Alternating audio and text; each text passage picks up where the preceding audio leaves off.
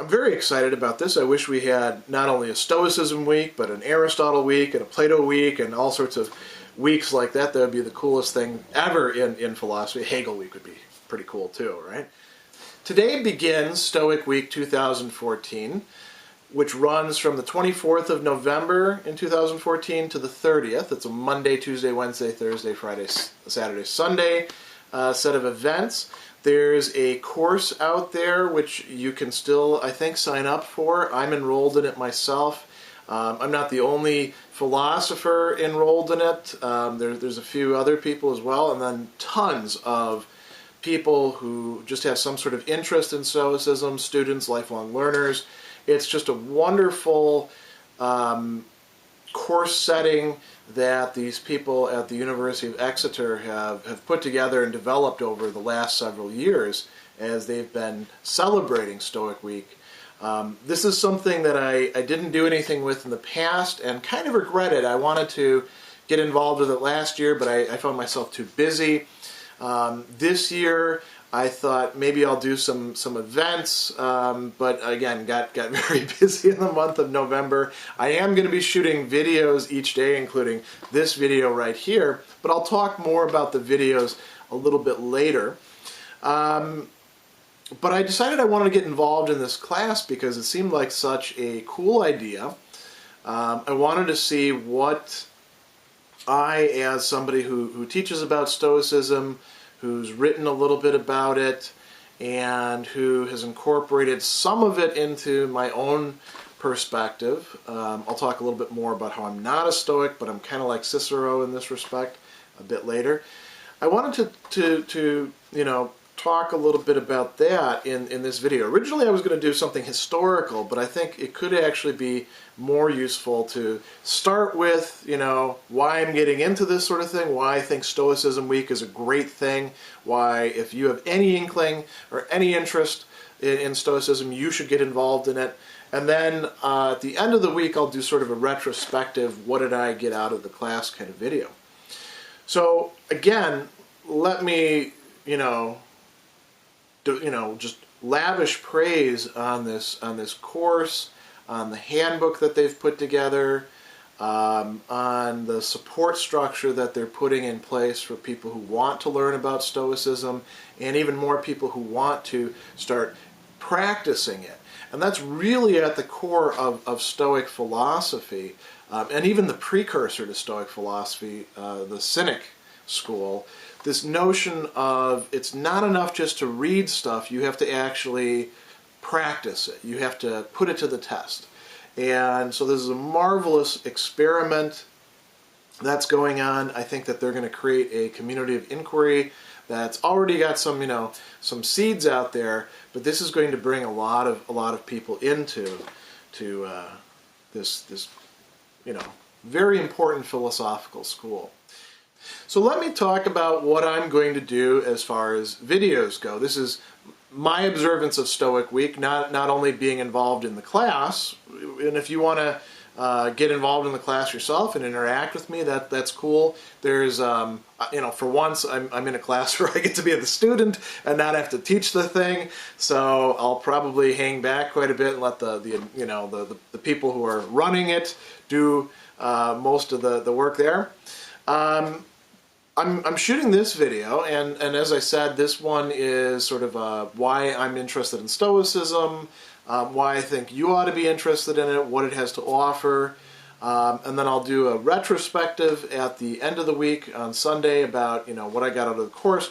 But in between, I'm going to shoot 5 videos, and they'll be more like my typical videos up in front of the chalkboard. Perhaps I'll do a bit of sitting here in my office, and they're going to be about classic texts and thinkers in Stoicism. One is by Cicero, and it's called Stoic Paradoxes, and it's a great short little text that introduces some of the key ideas in some of their starkest form, their most paradoxical forms. So that'll be tomorrow.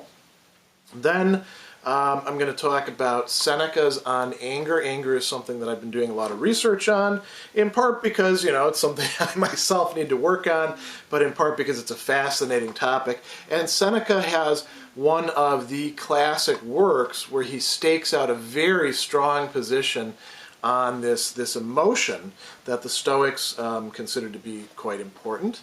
Then I'm going to look at Epictetus's Enchiridion, the handbook, and talk a bit about that. That's got a whole fascinating history to it, but I'm going to talk not only about the history but also some of the content in it.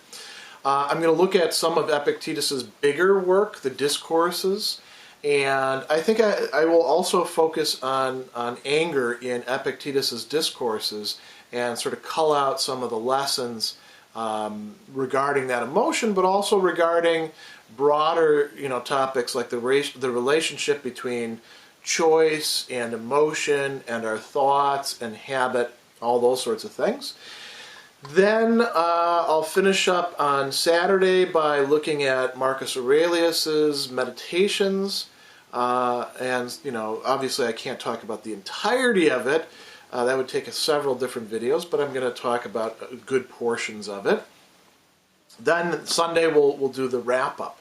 So I think I'm going to do this every year, release 7 videos having to do with Stoicism.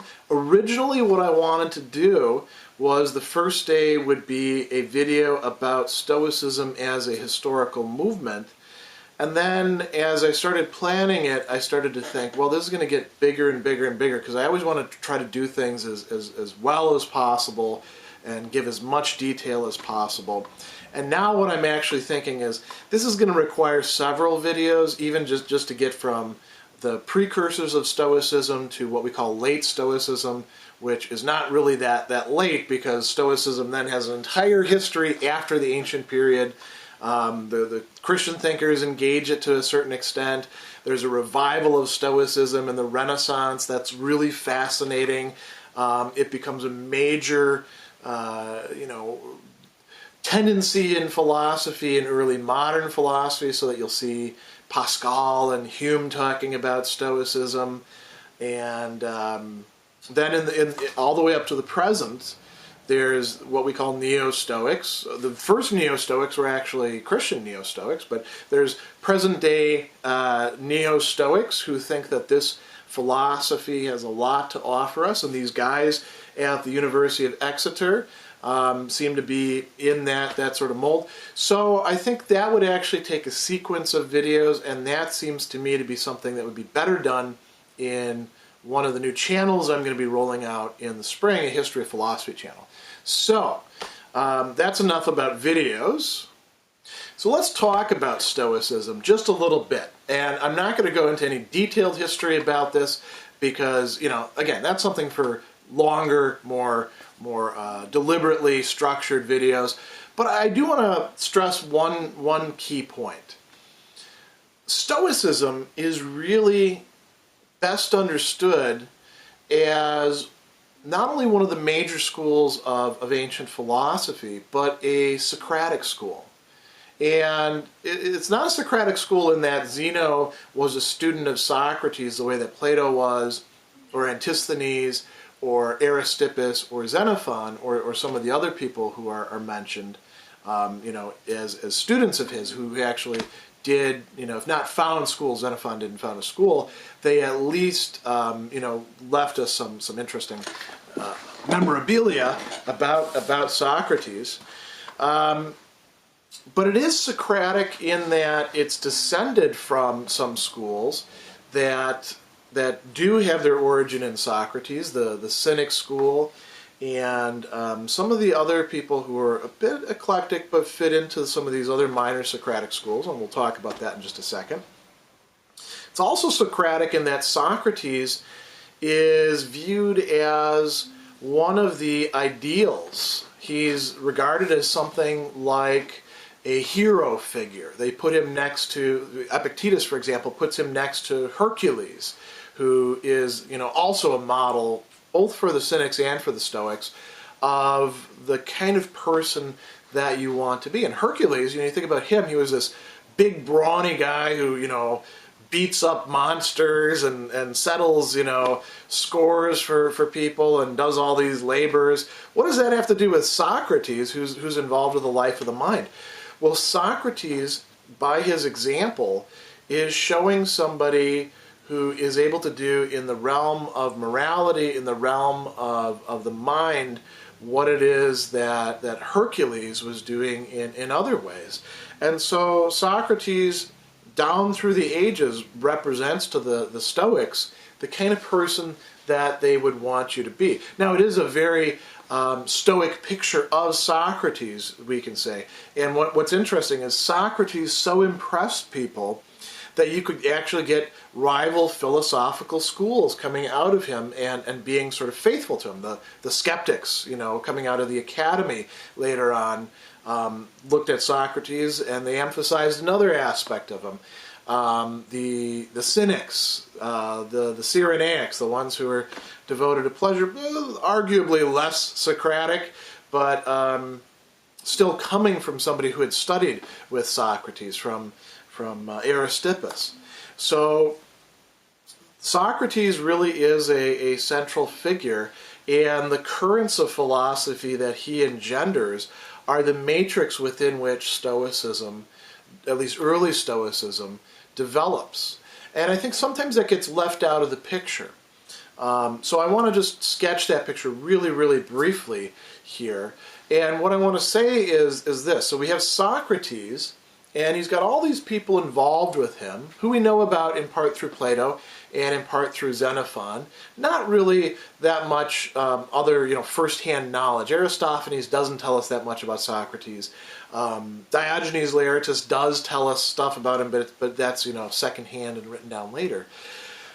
Socrates is, the stem or the root from which we get the Platonic school, the academy.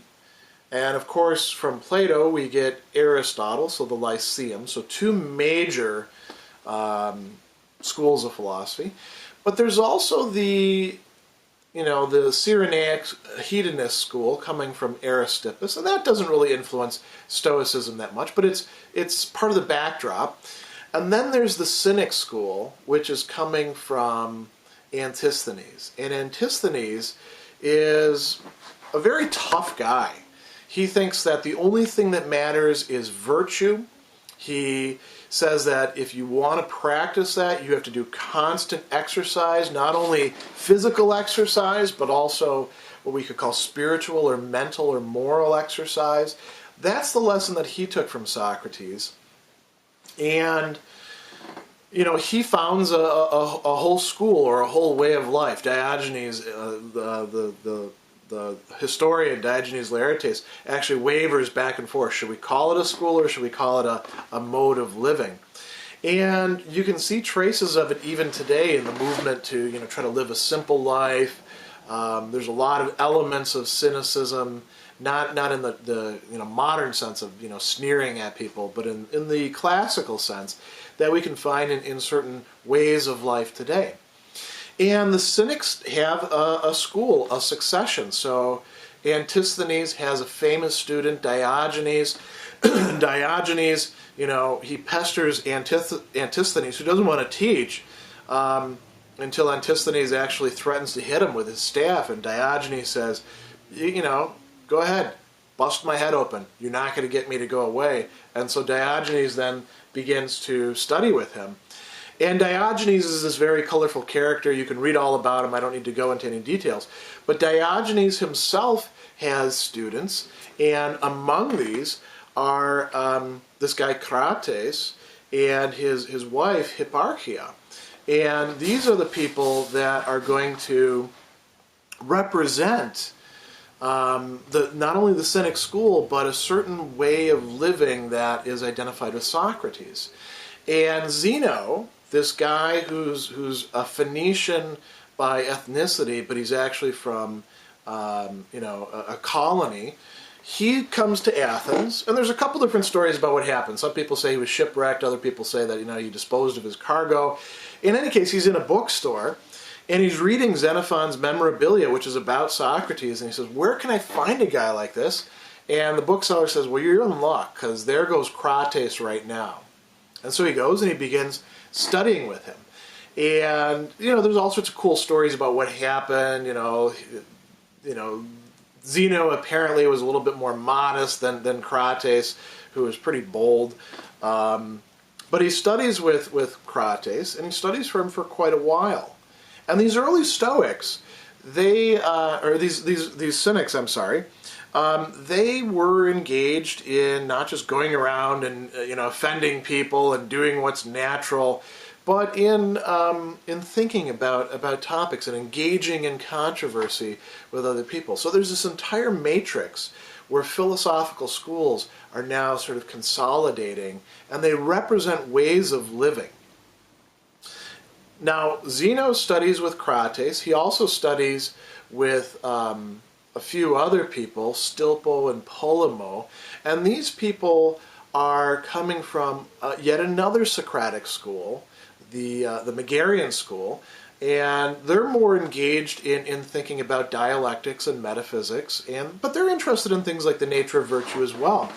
So all these people leave their traces to some degree on this guy Zeno, and he's crystallizing and consolidating all of this, and then he begins to teach.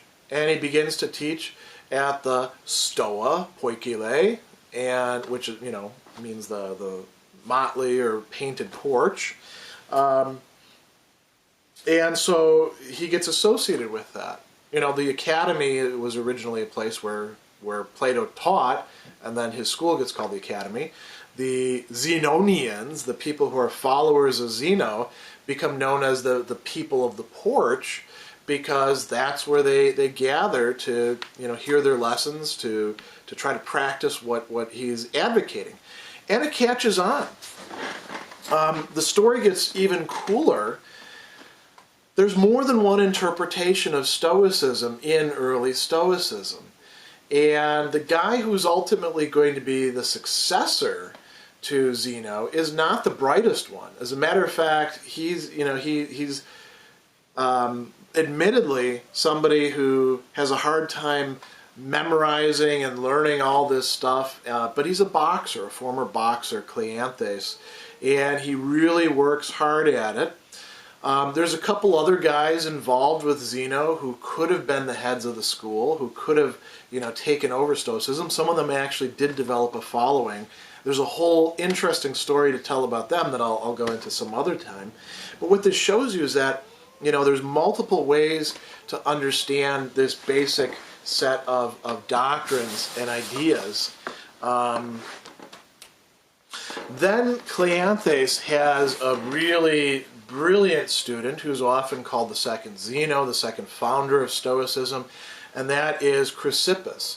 And unfortunately, we don't have anything that Chrysippus wrote. He was a prolific writer. Zeno himself wrote quite a few things. Cleanthes appears to have written a few things.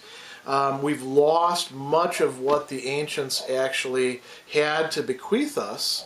But that's the beginnings of Stoicism, these early figures. But notice that it has its context, it has its beginnings in this entire matrix of post-Socratic philosophy and discussions about, well, what is the good life, and how should we live, and what is the nature of virtue? These guys are thinking about all of that sort of stuff.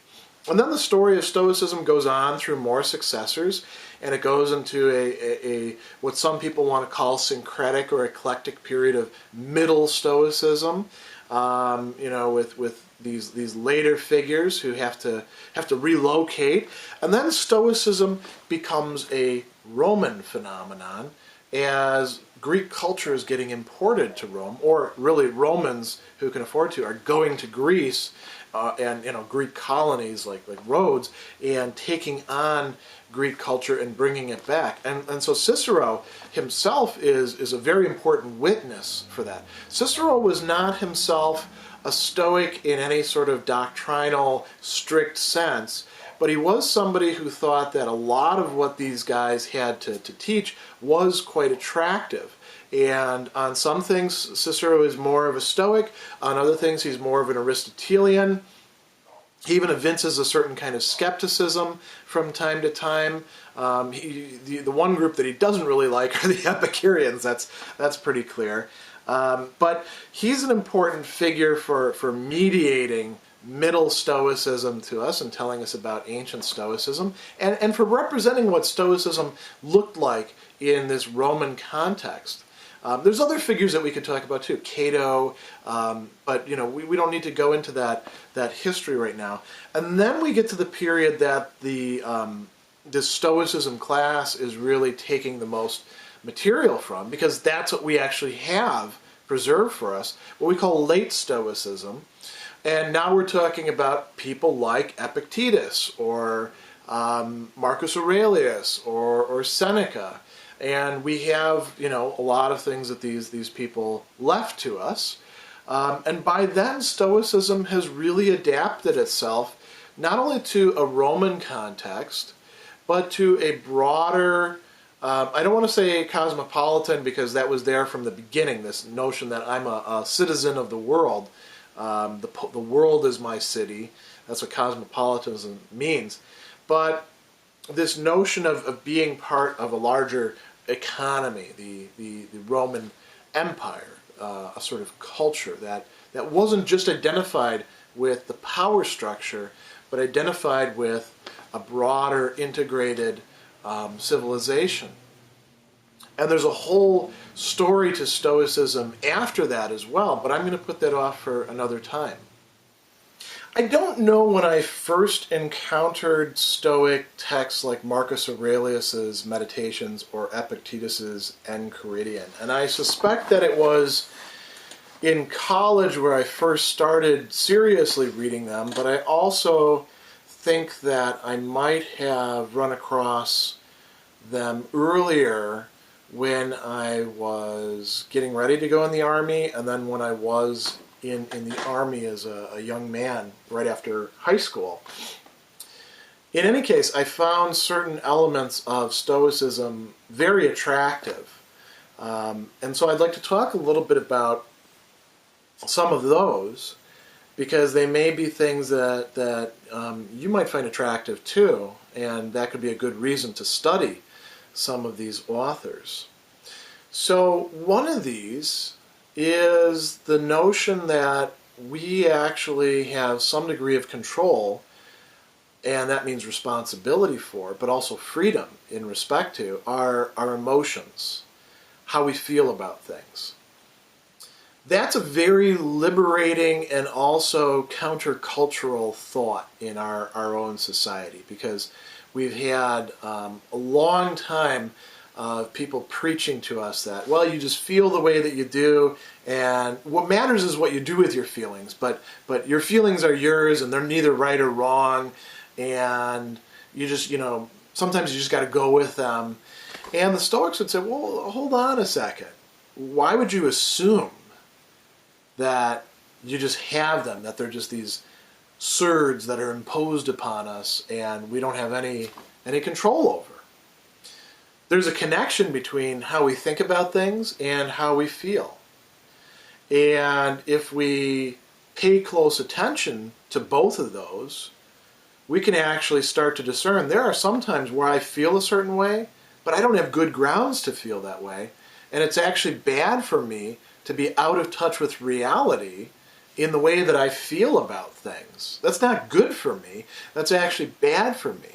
And my feelings might be telling me something totally different at the time, like go with us or we're the truth.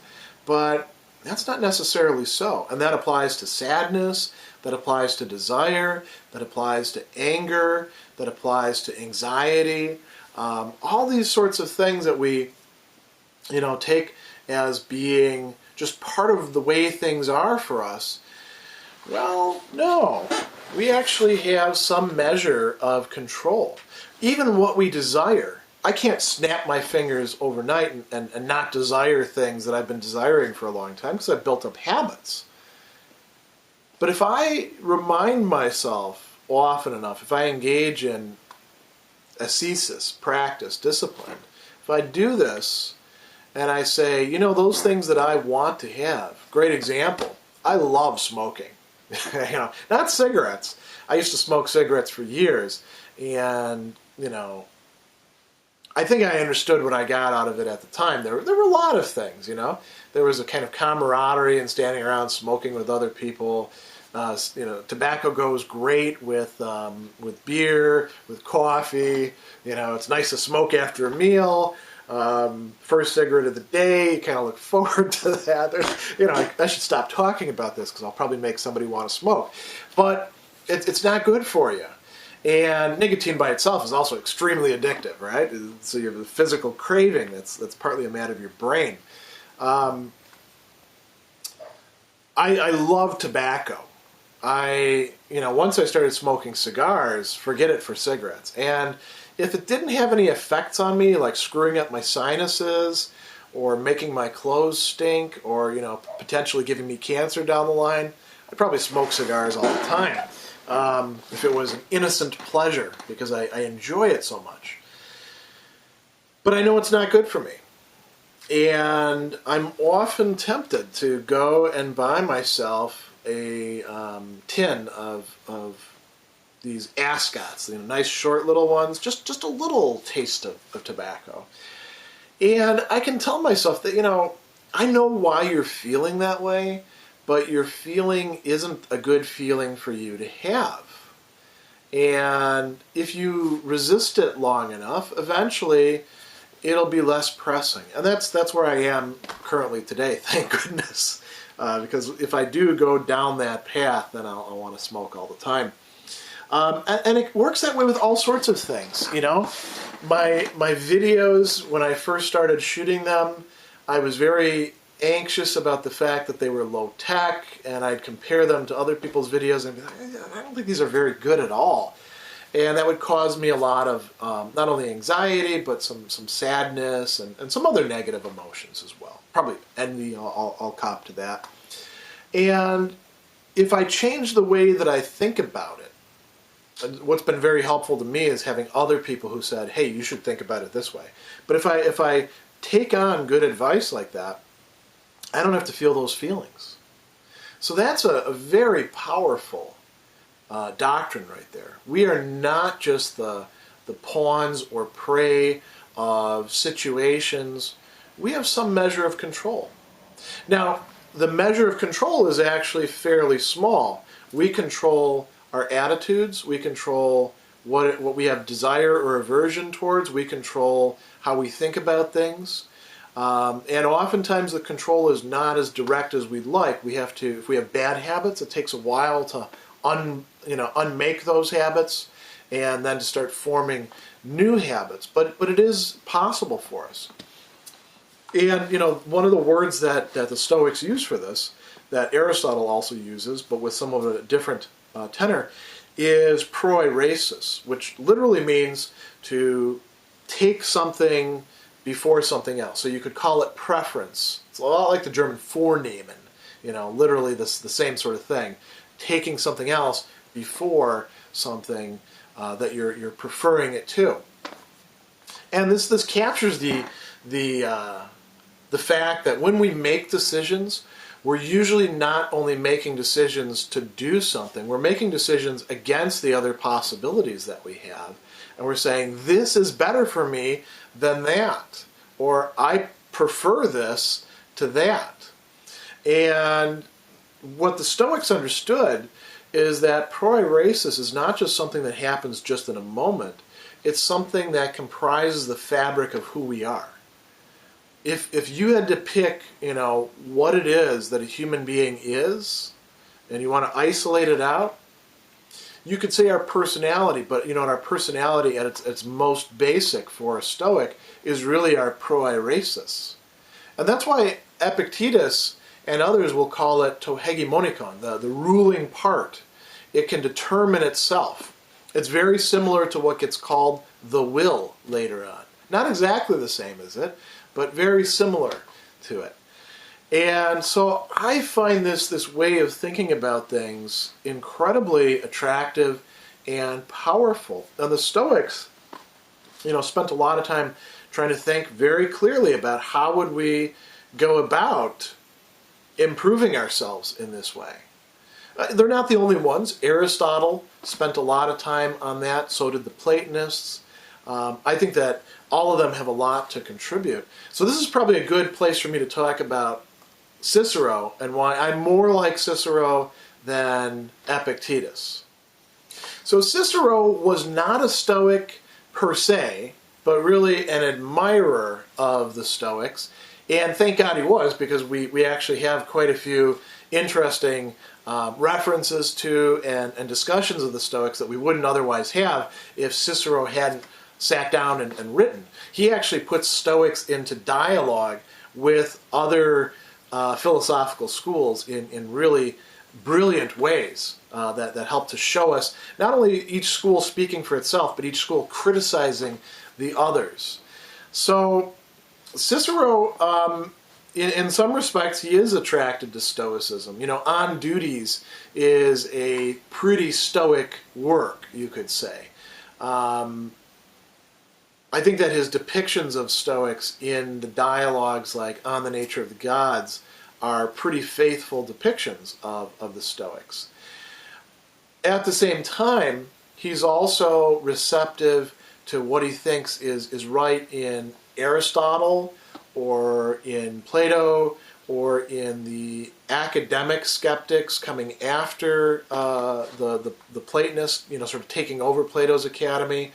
So, if you read a work like On Friendship, that's a very Aristotelian work. And Cicero is taking these, and he gets criticized as being just an eclectic, but the real sense of eclectic is to choose out, to take out the parts that you think are actually the best and try to form them into a synthesis. And that's what I want to do with Stoicism myself. I don't want to be just a Stoic, because I love Aristotle too much, and I also love other thinkers too much, who, if a full, just the Stoics commitment would preclude me from being able to work with. But there are some things that I find really attractive to Stoic philosophy, and I love reading their texts as well, so I'm going to, probably the rest of my career be somebody more like Cicero than like Epictetus or Seneca. I do want to stress that Stoic Week is a really well-organized program put on by these, sort of at the center of it are these University of Exeter people who have been, devoting a lot of time and thought into creating something, but there's events going on all across the world having to do with Stoicism during Stoic Week. And so there's no better time than this present week to buckle down. If you only read one Stoic text, if you only read the Enchiridion, or you only read a work by Seneca, or you only read Aurelius's Meditations, that's progress. That's improving your mind with respect to this incredibly important philosophical school that still has a lot of adherents today, because it speaks to us. It has a lot to contribute to our way of dealing with current problems in the world and relationships, and thinking about classic questions like, well, who am I? And what the hell's the point of all of this? Stoicism, I don't want to say has all of the answers or the only answers, but it's really one of the big heavy hitters. If you're going to study philosophy in a serious way, this is one of the philosophies that you do want to become at least familiar with enough to know why you're not a Stoic, or become a Stoic. So I would suggest going over to the blog, the Stoicism Today. I would look at the class. If you're not enrolled in it, maybe think about doing it next year. They're going to be doing it every year, I would imagine. Who knows how long. Next year, when this comes around, look for events that you can connect up with, and look for the things that are available this week. If there's something going on in your area, I would definitely show up, because I've looked at these events myself, and a lot of them look pretty cool. If I was living where some of you are, I would be at those events. I think that's pretty much all I have to say for this first day of Stoicism week. So if you're interested in videos specifically about Stoic texts, I'm going to be doing those. If you just want to hear what I'm going to have to say after doing Stoic week next Sunday, tune in for that video. And if you are in fact doing the Stoicism week, perhaps I'll encounter you on the forums.